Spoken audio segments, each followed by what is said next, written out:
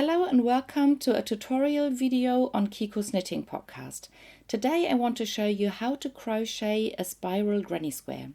But before I start showing you how to do that exactly, I want to talk about the difference between a normal granny square and a spiral granny square, and which are the advantages of the one and which of the other. This is a normal granny square. I've done a tutorial video for that. I'll link that in the corner of the video, and this is good if you want to change colors by yourself. If you work with different colors and then you decide when to change the colors, it's really good to have a proper round that's ended, and then you start the next round and each color has a round to itself. And even if you crochet several rounds in the same color, but still at the end of the color the round is ended and you start a new round with a new color. But if you have a self-striping yarn, for example opal sock yarn, that changes color by itself, it can happen that in the corners where you end a round and then start a new one,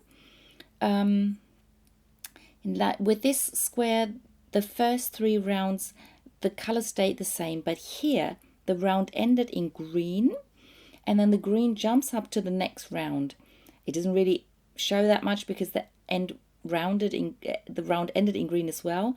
But here the round ended in orange, and then the next round started orange, and then the same happened with the dark blue, and then the light blue, and the last round ended in orange.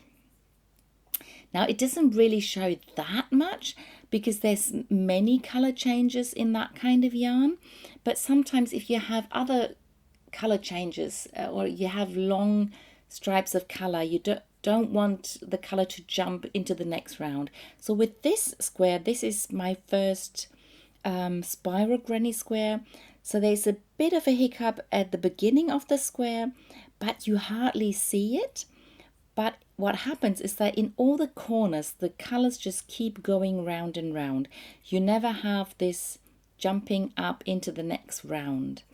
And it also means that while you crochet, you don't have to take care of ends of rounds and beginning of rounds. You can just keep going and you crochet corners and you crochet the sides.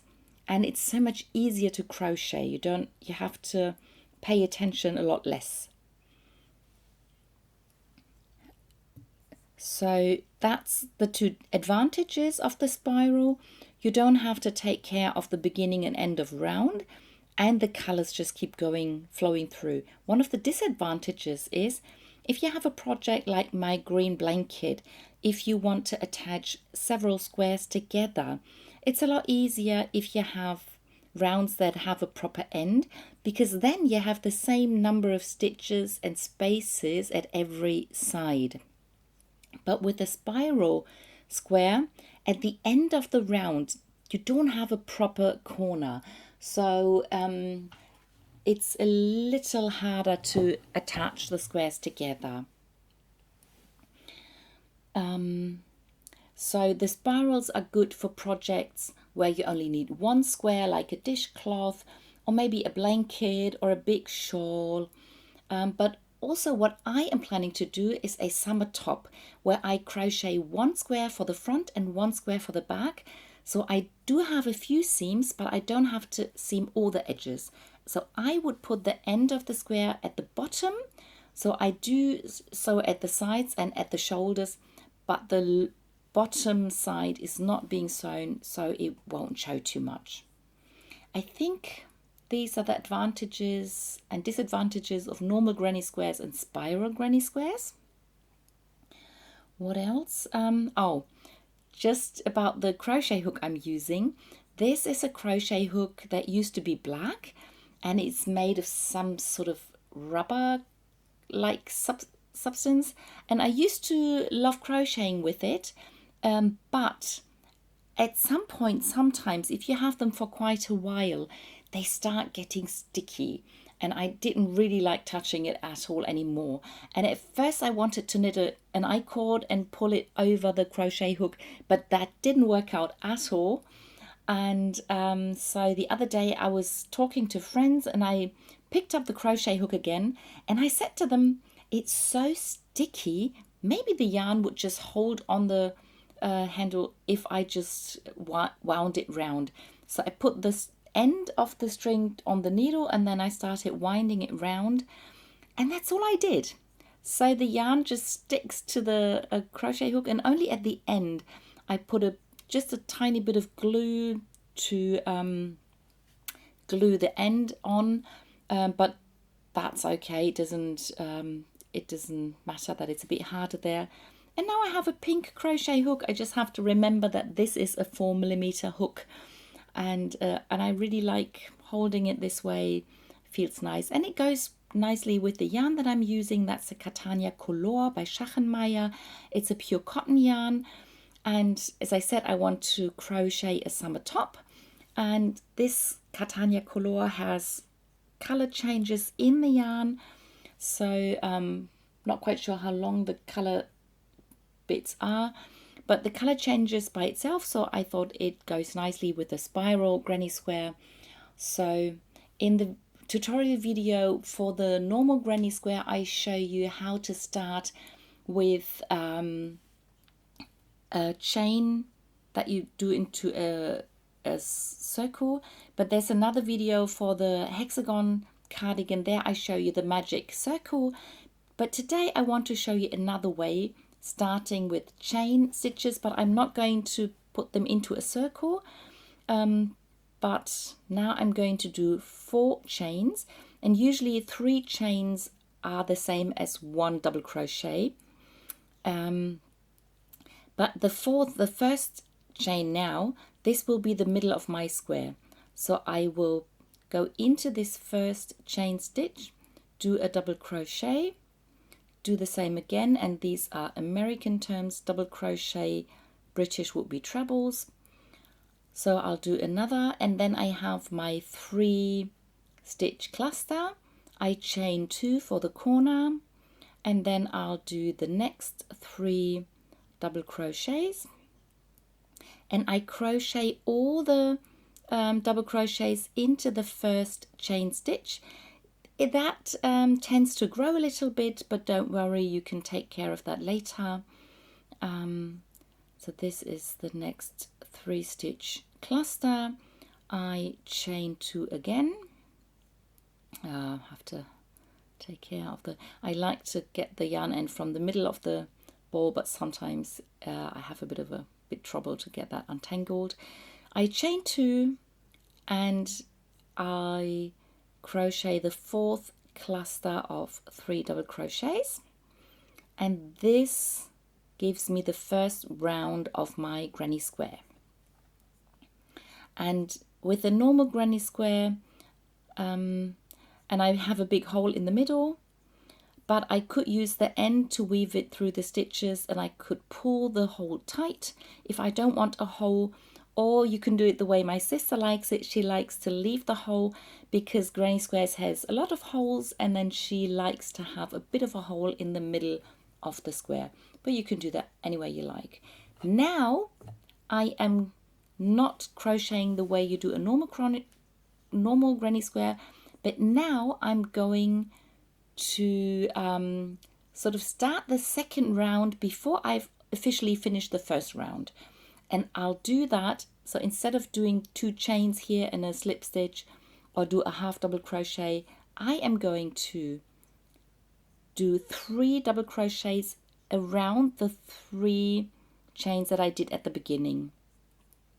At the sides of my granny squares, I don't do chains in between the clusters. If you do, you can do that here as well.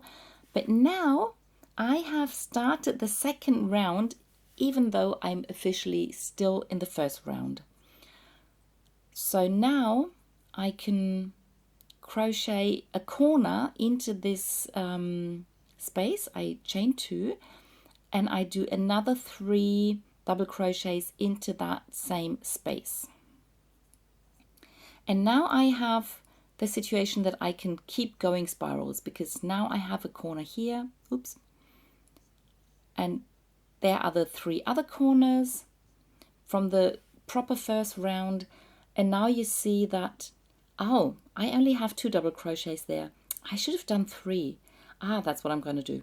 Okay, I'll just do it again. You can see it again. It's not bad. You can just follow along again. So these are my chain 3 that I usually, I have them as the first double crochet, but with the spiral square, I'll do another double crochet. So I have 3 double crochets and my 3 chain stitches. Now 2 chains and 3 double crochets as the side, as my second cluster, chain 2, my third cluster of double crochets, and another 2 chains. Some people don't do any chains in the first round of granny square. They just crochet 12 double crochets into the middle. It looks like a round, but then by crocheting in between the stitches, you create the square. So now I finished the first round, except for the corner.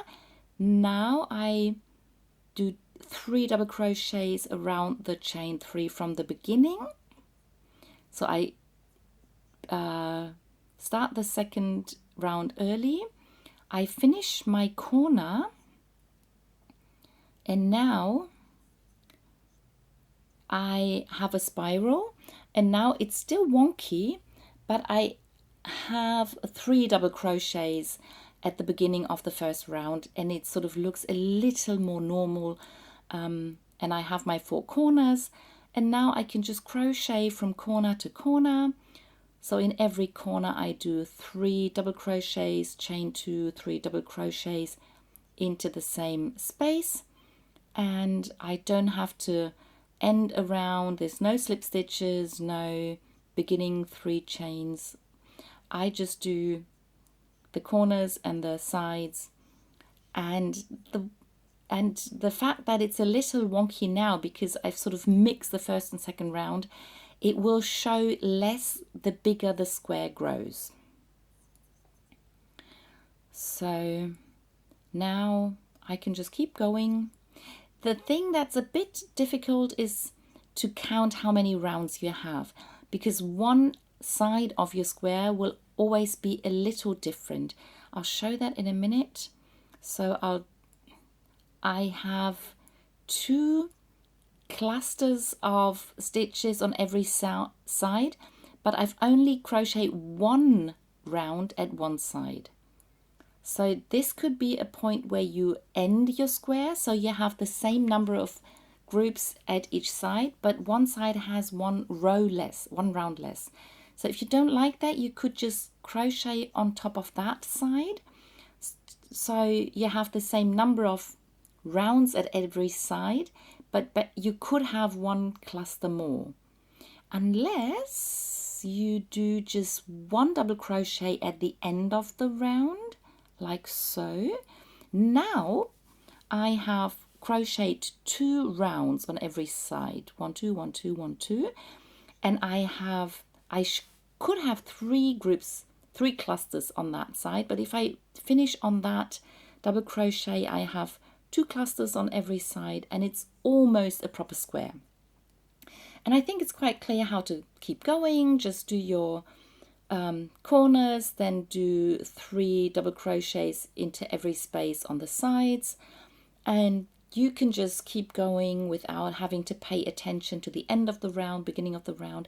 And if you want to see how my square grows and how it turns into a summer top, you can watch my regular podcast episodes where I show all my projects that I'm working on and the ones that I finished, and I will probably wear it at some point. That's all you need to know to do a spiral granny square. I hope it was easy to follow. I will have a crochet along in the Ravelry group if you want to join there. You can show your projects, you can ask questions, and I would love to see your squares if you follow this tutorial video.